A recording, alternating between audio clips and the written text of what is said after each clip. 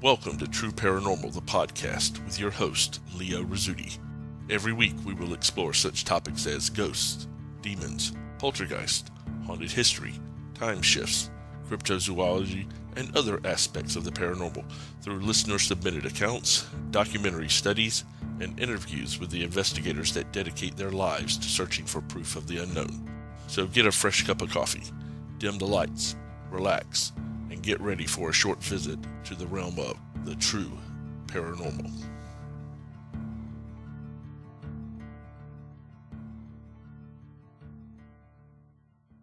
Hey guys, Leo Rizzuti here. Welcome to another episode of True Paranormal, the podcast. I would like to start this week's episode off by, for one thing, apologizing for the episode last week. Apparently the EVP sound files that I had were way too loud, and a couple folks let me know about that. I'd like to especially thank Josh, who's one of our listeners out there. He was the first one to alert me as to the sound level on the sound files, which I probably should have caught in editing, but for whatever reason I didn't, or either it didn't save properly. But at any rate, I've gone in and re-edited that episode to turn the sound on those down a little bit. So if you started to listen to those and just couldn't get through it because the sound was so loud, go ahead and have another listen. They should be a little bit better. It is the middle of February, which means Valentine's Day is next week, so hope you guys are all getting ready for that. And my buddies down in North Carolina are telling me that it's in the 70s down there, which kind of depresses me a little bit up here in Cleveland, but the snow is starting to melt a little bit, which means that spring is around the corner and that I get to start tapping maple trees to make maple syrup, so I have that to look forward to. At any rate, guys, let's go ahead and jump into our stories this week. I have quite a few good ones from our listeners. Thank you guys for sending those in. They all seem to have a common theme to them this week, and that is that there seems to be a negative presence or entity that these folks are dealing with. So kind of wanted to lump those together into one show. And so without any further ado, let's get going and get to those stories. Our first story this week comes from Rudy, and she has given it the title Haunted Okinawa Apartment. Okay, Rudy, let's see what you got for us. Several years ago, my husband was stationed in Okinawa. While there, you're required to live off base until housing on base becomes available. We were lucky enough to find a large 2-bedroom apartment that was on the 3rd floor, just outside of Gate 5. Only Americans lived in the complex, which we thought was strange at the time. We later found out that Okinawans won't live in a place that is either haunted or is thought to be, but I really don't know if that's why they didn't live there or not. Nothing weird happened for about the first 2 months. Then, one night I was washing up the dishes from dinner, and while I was rinsing the silverware, I had accidentally put the steak knives in the drainer with the blades facing up. While I was rinsing some plates and putting them in the draining rack, I scraped my arm on the blades of the knives. I turned them over so all the blades were down and went back to washing dishes. My husband came in and was talking to me for a few moments, and when I got through rinsing some dishes and was in the process of putting them in the rack, I discovered that all the knives were turned over once again with the blades up. This shocked me. I asked my husband if he had turned them over while he was talking to me, and he said that he hadn't. The next thing that happened was around Christmas. My husband was sitting at the desk working on the computer when all of a sudden he gasped, jerked his glasses off, and slid his chair back at the same time. My son and I asked him what was the matter, and he said that something had poked him in the forehead, just above his left eyebrow. After he calmed down a bit, he decided that maybe it was a muscle spasm, and he went back to work on the computer. About 10 or so minutes later, my son, who was sitting in the front room, yelled, "Mom, there's smoke coming out of the bathroom, and it's going up the hall." By the time I got there, it had disappeared. I asked him what it had looked like because nothing was on fire and we couldn't smell anything burning. And he said it looked like a gray smoke or mist that floated up the hallway towards the front door and then vanished. Then things would turn up missing. You know, you would tear the house up looking for them, and then you would find them in plain sight. And I would always see these dark, darting shadows from the corner of my eyes. At first I thought that it was someone passing by the front window, but as time went on I noticed that there was never anyone there. And you could always feel a cool breeze sweep across the floor. No one else ever said anything about it, though. It just seemed to happen to me. One afternoon, I was at the sink filling ice trays, and that same cold breeze blew just at the right side of my face. It blew the hair on that side, and it actually felt like someone was touching me. Now, I know what people think, and no, I didn't have any windows open, no fans were going, and the air conditioner was not on since it was still early spring. It simply came out of nowhere, and I could never figure out any explanation for it. About that time, in early April, our neighbors upstairs moved onto base. Their apartment stayed empty for about 3 weeks, and during that time, you could still hear footsteps. They would sound heavy like adults or run around like a child. You could hear furniture being dragged across the floor, rapping, tappings, and bangings. I thought maybe someone must have moved in and went upstairs to meet the new family, only to find that the apartment was still empty. During the last of May, we were getting ready to move on to base, and the activity actually increased. I was taking a nap and my son came in and woke me up. He was a little scared and told me he saw a ghost. So I got up and he showed me where he saw it. There's a small hallway that leads to the bathroom, and on one side is a small Japanese washer, and on the other side is a sink with a large mirror. He was trying to pull out a loose tooth, and being 11, he had climbed up on the sink to see better. While he was wiggling his tooth, he happened to look up, and in the mirror he could see a grayish thing watching him. It was peeking from the right side of the washer.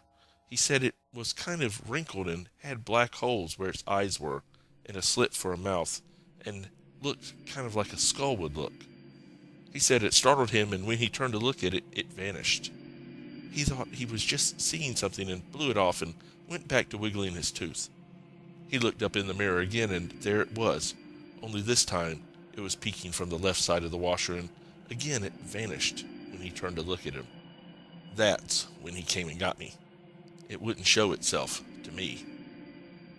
The next day, my son and I were playing a computer game, and we heard this crash come from my bedroom. We got up to see what it was, and my lamp had been knocked off somehow onto the floor. Now, there is no way that it could have just fallen on its own. It's heavy, about 15 or 20 pounds. We cleaned up the mess, and when my husband came home from work, I told him what had happened. Later that night, I got dressed for bed, and I decided to look at my coin collection. I have a big collection that includes 3 Mercury head dimes. I got out my magnifying glass and was digging through my collection, looking for a certain Mercury dime. It wasn't there. I found the other 2, but I couldn't find the one I was looking for. So I tore up my bedroom looking for it and went through my nightstand, drawers, and even under the bed, but I couldn't find it. I finally gave up and put the coins away and went to sleep. In the morning, when I woke up, guess what? It was laying on my nightstand right beside my head. Now, I know for a fact there was nothing on there when I went to bed, because the lamp had fallen off earlier that day and there was nothing left on the stand. The last thing that happened was when we had moved everything out of the apartment, and all that was left was the government furniture that they were going to pick up the next day. We were cleaning the furniture as well as the apartment.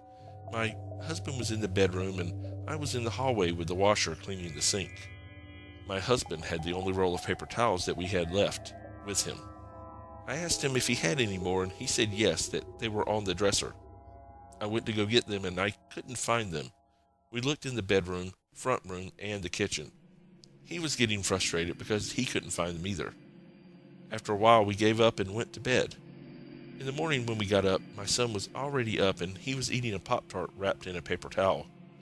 My husband asked him where he got the towel from, and he said they were laying by the phone. And sure enough, there they were, in plain sight. One last note. Ever since we moved into the apartment, there was a bad smell every once in a while. It was like rotten eggs or sulfur. It wasn't there all the time, but it would just come and go. If it's connected to the hauntings, who knows? By itself, it wasn't scary, just kind of weird. Wow, Rudy, that is a really cool story. Thank you for sharing that with us. I would also like to thank your husband for his service to our country, and also to you guys for supporting him in that. As a Marine, I am fascinated with Okinawa, the area, and the history and the culture around there. And Okinawa has a long, rich tradition of ghost stories and haunting activity that is very unique to that area. So kind of neat to get a story that involves that area. I would like to look at a couple things in your story. one of which is the objects that disappear and then turn up in weird places. That is almost a trope these days in haunting stories, and it's kind of neat because I've experienced that multiple times in multiple locations myself. So kind of neat to see a kindred spirit out there that is experiencing that kind of thing. The one thing that disturbs me in your story is the sulfur smell, which kind of sounds innocuous, but it is usually a sign of negative entities. If you are ever in a place that has haunting activity and you smell sulfur, you smell something that smells like rotten eggs, things like that, first thing you want to do is check to make sure that there's not a gas leak. Because, in all honesty, that is how they flavor gas. Gas by itself, natural gas, doesn't have a smell to it. So what the gas companies do is they will add a sulfur smell to it. So if you're in a location and you smell sulfur, the first thing you want to do is check to make sure there's not a gas leak. If there is no gas leak, the next thing you want to do is check to make sure you don't have a negative entity around, because that is one of the biggest signs of a negative entity. And the gray mist and things like that, they all are, they're kind of standard haunting ghost activity things, but the sulfur smell is definitely unique. But at any rate, I'm definitely glad that you sent your story to us. Thanks a lot for sharing. Our next story comes from Sarah, and she has entitled it The Lady in the Chair. Okay, Sarah, let's see what you got for us. Several years ago, my kids and I lived in a small 3-bedroom house in a place called Jenny's Creek. From the first night there, I knew there was something not right about this place. Even some friends that are entirely not sensitive to the paranormal agreed that something wasn't right. I'd see things and hear things at all hours of the day and night. The kids, then 5 and 6, would see and hear things also. This particular story takes place at night, following an extremely active day for paranormal activity. That day I was getting ready for Christmas, as I had a day off work and the kids were in school. From the early morning, things had been thrown off counters and walls. There were thumps and footsteps. I even got pushed once coming down the hall, albeit not hard enough to hurt me. Now these kind of things happened all the time, so I had actually gotten kind of used to it, but something completely different was still in store for me. That night I had locked up the house, got the kids into the bath and then to bed, and read them a story before turning out the lights. I was rather tired myself, and so I turned in a little while later. Now in the hall there was this green chair. It was kind of a regal old chair with old-fashioned legs ending in claw feet. The color was emerald, striped with alternating shiny and dull cloth. The chair was in the house when we got there, and I thought it was interesting, so I kept it. After turning a small light on in the hall, I checked in on the kids one last time and then went to bed with a good book. After only a few minutes, I started hearing thumps and so on. As I mentioned, this had been happening all day and didn't really bother me that much. After a while, though, I started hearing actual voices. Now, this was much different than what I was used to, and it bothered me a bit. I listened for a little while and could hear laughing, very quietly. I went to my bedroom door and looked down the hall and saw someone sitting in the green chair, just as plain as if it had been you or me. Now, to give you a better picture, the hallway was laid out like this. Coming from the living room, on the right was the chair, facing the opposite wall, and then on the left was my son's room, then the bathroom on the right, my bedroom again on the right, and then my daughter's room at the very rear of the hall. As I looked out, I looked to my left to see the chair and the lady sitting in it. At my gasp of surprise, she turned to look at me and had this grin on her face. Jeez, that grin was almost my undoing. It was so evil. She looked at me and grinned and looked directly into my son's room. That chilled my spine. I immediately went into his room, even though I had to go within 2 or 3 feet of that woman, and I lifted my son into my arms and took him into my room and laid him on the bed. I came back out to get my daughter and looked back at the chair, and she was still there, still grinning, only bigger and wider this time. I could actually see her teeth, half rotted in her mouth. Hating the thought of turning my back on her, I went into my daughter's room and lifted her into my arms, and when I came back with her to my door, the woman was still there, never having taken her eyes off my daughter's bedroom door. I realized I was crying, actually sobbing, and when I looked back at her, she looked like she was laughing, though I couldn't hear it. I didn't even realize I was going to talk until I actually heard myself saying, "You cannot have my babies." At this, she stopped grinning, but she never took her eyes off me. I stared her down for a few seconds and repeated what I said, and then I went to my room, shut the door, and put my daughter in the bed beside my son. Then I dropped to my knees and prayed. All night I could hear the laughing and moving around in the hallway. I wanted to leave there so badly, but I'd have to go past that woman to get out, and I was so scared.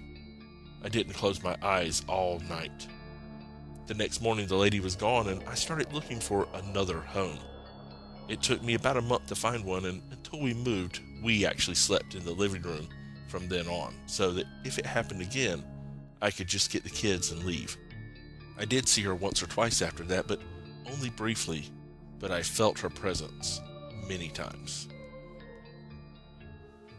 Oh my Lord, Sarah, that was an absolutely terrifying story. I cannot imagine what I would have done in your position had I seen what you saw. The fact that there was actually what seemed like a physical person sitting there means only one of two things. Either there was an actual person there, some crazy old lady got into your house and was just sitting there maniacally in a chair, grinning at you and staring down the hallway, which would be bizarre in its own right, but then would be very strange that you would see her a couple of other times later on.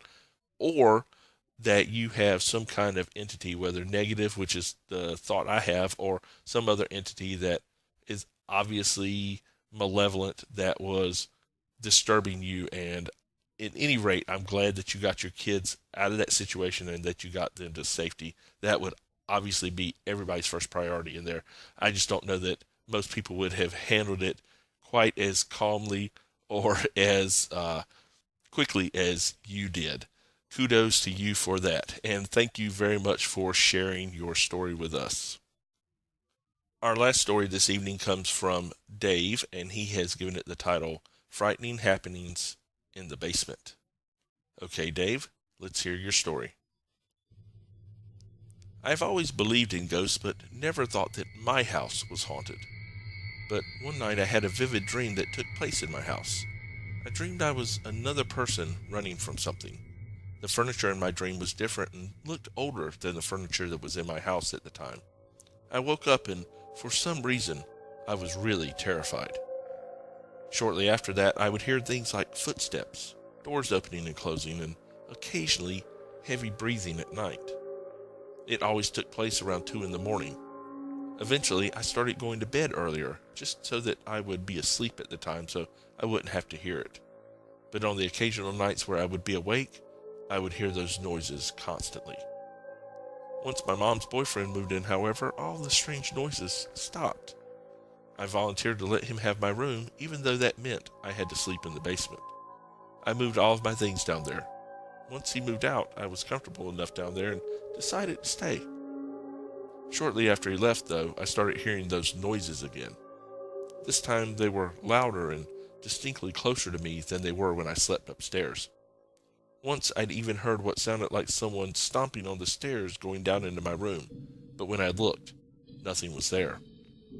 For a while it was only noises, but eventually it started to turn a bit more frightening. There are 2 rooms to my basement, one being the room I sleep in, and the other is a storage room, which was always locked. Sometimes, however, the door to the storage room would be unlocked and open. At first I thought it was just my mom or my sister going to get something, but the few times I've asked them about it, they say that they didn't go in.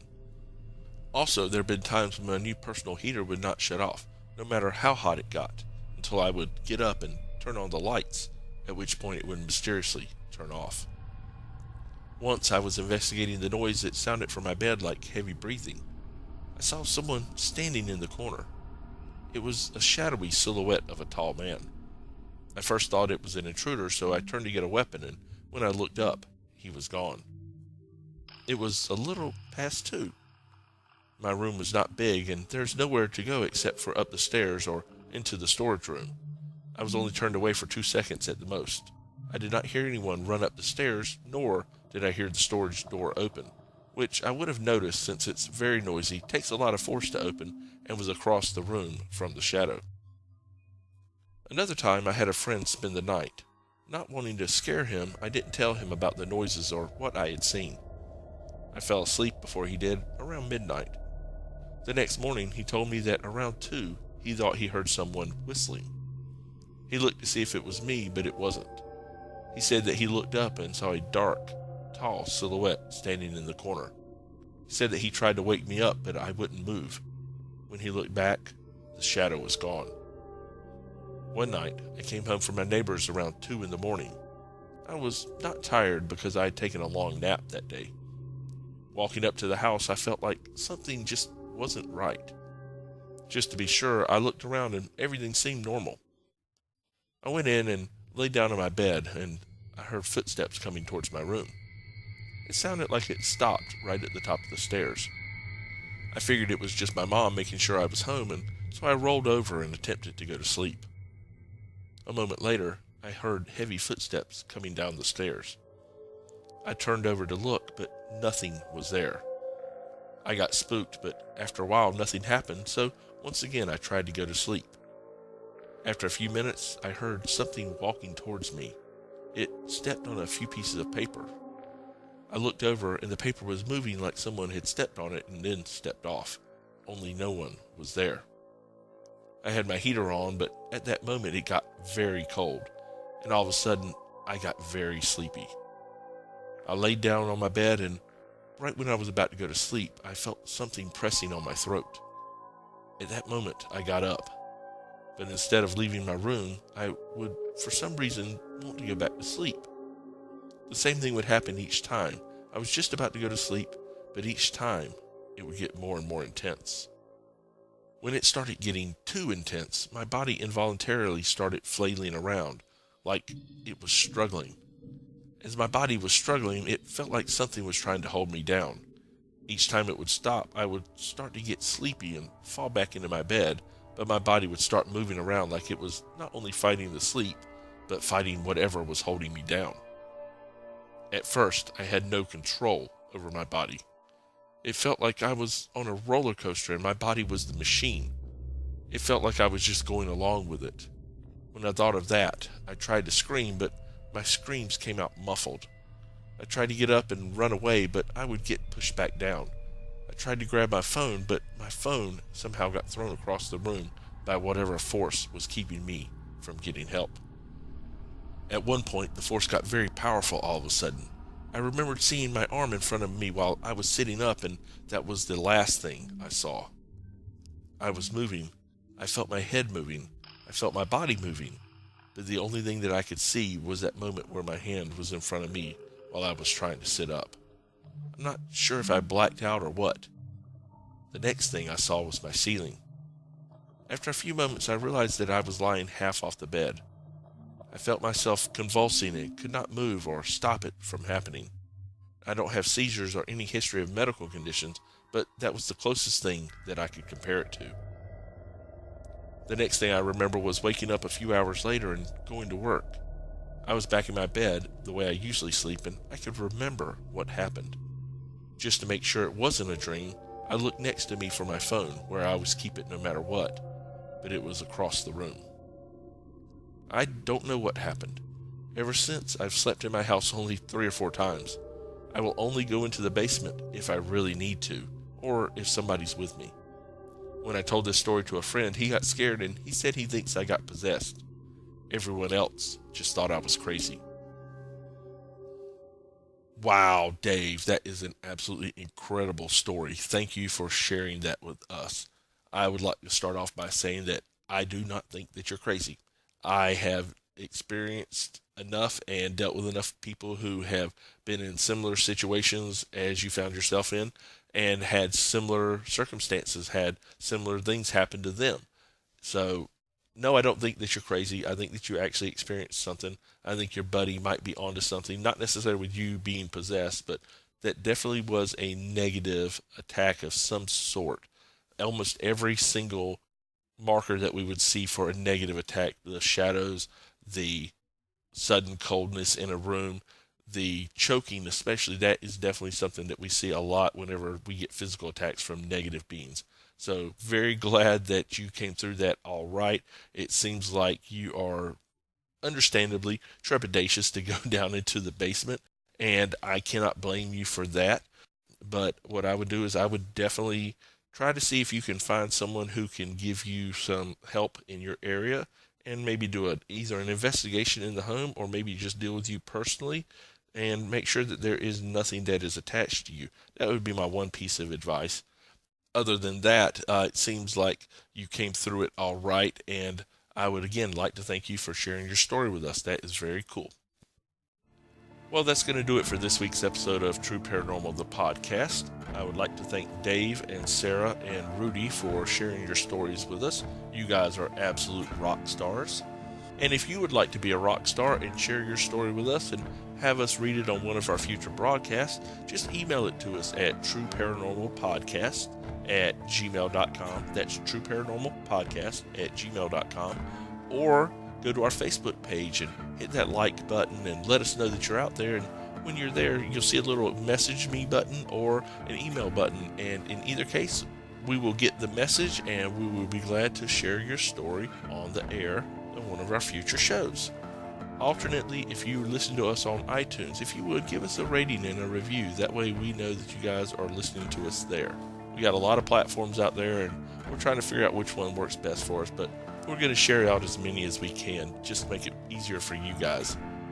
In the meantime, this is Leo Rizzuti thanking you for joining us this week and every week. Be sure to join us next week for another episode of True Paranormal, the podcast.